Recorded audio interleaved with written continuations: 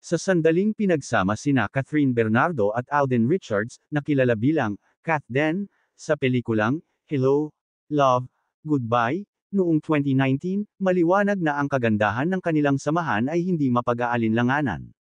Kahit na may bukas na wakas ang kwento ng pag-ibig nina Joy at Ethan sa pelikula, naitatag ng mga aktor ang malapit na pagkakaibigan na naipapasa mula sa eksena tungo sa tunay na buhay.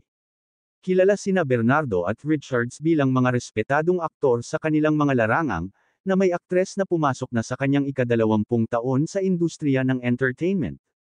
Ilan sa kanyang mga kamakailang proyekto sa kanyang solo na panahon ay kasama ang maitim na komedya na A Very Good Girl at mainit na cover shoot kasama ang lokal na fashion magazine.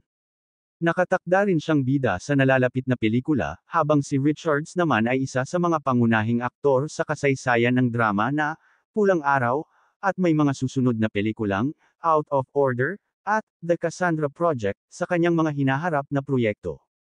Gayunpaman, sa kabila ng kanilang mga solo na paglalakbay, walang duda na ang pagkakaibigan nina Bernardo at Richards ay laging napag-uusapan sa larangan ng entertainment, na may mga tsismis ng posibleng pagbabalik ng kanilang tambalan sa pelikula at romansa. Ito'y patunay na ang kanilang lakas na pang-artista, maging bilang solo artists o bilang isang koponan, ay nananatiling matatag.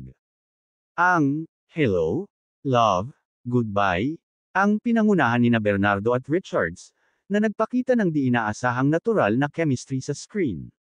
Sa pagganap bilang sina Ethan at Joy, ang kanilang mga karakter ay nagkatagpo sa gitna ng isang rat race para sa kanilang kabuhayan sa mga lansangan ng Hong Kong. Sa isang press conference, sinabi ng mga aktor na hindi sila nagkaroon ng mahirap na pag-initan ang isa't isa, at pareho nilang ibinahagi na ang kanilang pagkakaibigan ay hindi kailangang ipilit, dahil ito ay dumating ng natural.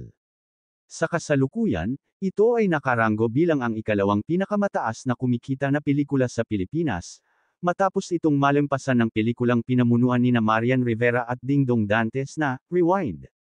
Isa sa mga highlights ng promotional activities nina Bernardo at Richards para sa Hello, Love, Goodbye, ay ang kanilang pagbubukas tungkol sa kanilang pagkakaibigan sa isang panayam sa Magandang Buhay, na nairing noong ika-31 ng Hulyo taong 2019.